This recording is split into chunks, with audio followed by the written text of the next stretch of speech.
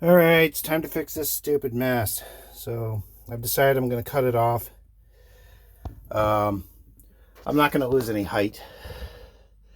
In fact, I'll gain a bit, which will be fine. I'm halfway through. Oh my god, this is hard. I should have done it right the first time, but I didn't, and now I'm in this predicament. And this is still easier than chiseling it out, because I can't get into there to chisel out the other side. Sorry about the flippy camera. I got it cut off. As you can see, it's a little bit off the floor, but that's just fine. So instead of rebuilding the foot, I had a really good suggestion to just build a sleeve to fit inside here, and then the mast fits on that, and then it's bolted to the sleeve. And that should work just fine. If you look up here, you can see I got it all covered with an inner tube, and it's clamped down. It's winter time, so everything's stored inside the boat, so there's just tons of crap. I got the solar panels down, the mainsail and the mizzen sail and boom are down. Mizzen boom's down because the mizzen mast is down. There's all the cushions and stuff up there. That's the project for next year, is to do up there. And let's look outside. Tomorrow's lift out day, so I have to prepare the boat to be lifted out. So basically I got a bunch of crap off the deck and I'm storing stuff on the deck for the lift out. I have some lines to guide the straps under the boat because it's being lifted by a crane. There's some crap in the cockpit, but that's fine. I have to take the backstays off so they're nice and loose, and I have the pins just ready to pop out in the morning. I have to take the I have to take the topping lift off the boom and unplug the power tomorrow morning, and then that's it. I wedged the mast, which I forgot to do earlier in the year, which was stupid, but it is what it is.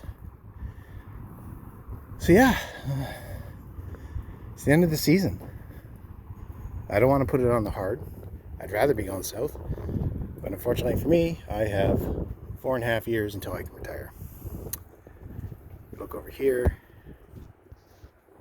right there. That's my cradle.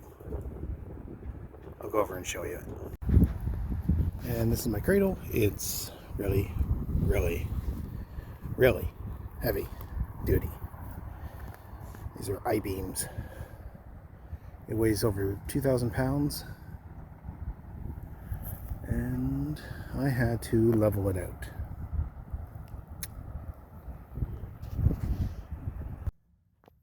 Well, the boat's up on the hard. But if you notice, it's sitting on a friggin' angle by about I'd say 10 degrees. I mean, most of the weight's on the keel, but it's gonna be a nightmare to try to straighten out, because these pads over here are friggin' tight. I can't loosen them. I could try to turn the pad itself, maybe that'll help.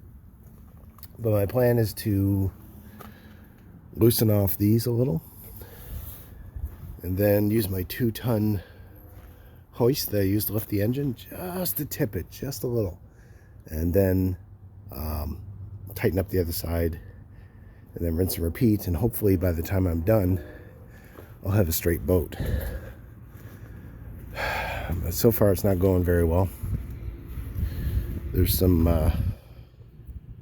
air bubbles in the paint, but I scraped them off, and it's not the fiberglass, it's just the paint. The prop.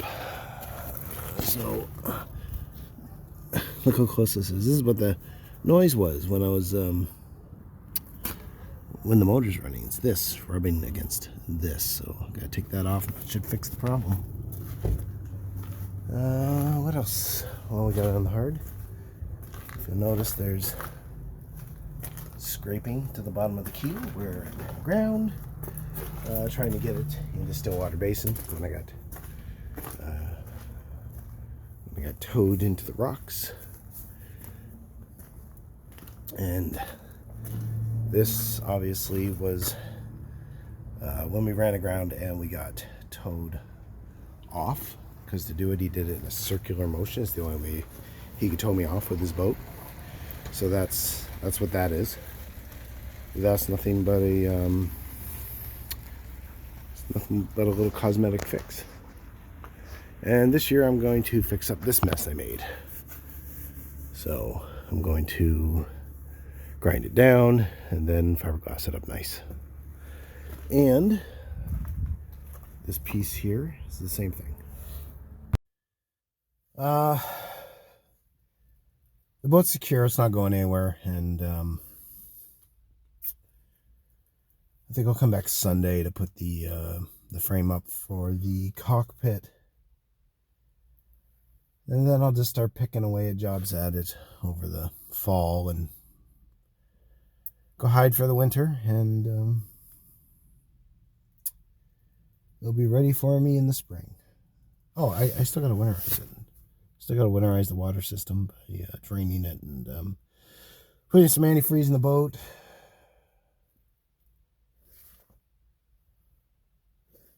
Ugh, I hate this time of year, eh?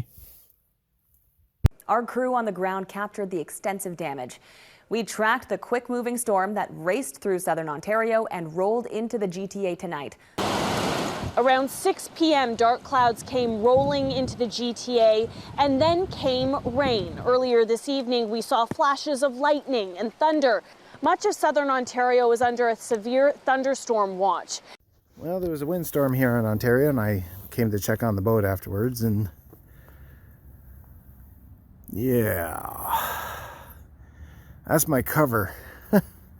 Fuck. All right, I'll have to go up and see what damage is done, if any.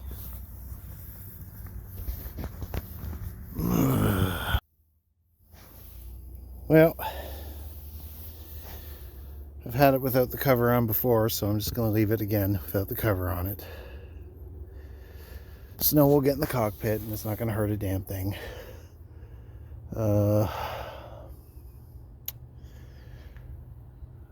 Maybe I'll just throw the, I don't know. I'll think about it. I'll let you know what I do. I've decided to leave the cover off. I just came down the boat to check to make sure there's not a bunch of snow on it. There's only a tiny little bit, so it's nothing really serious.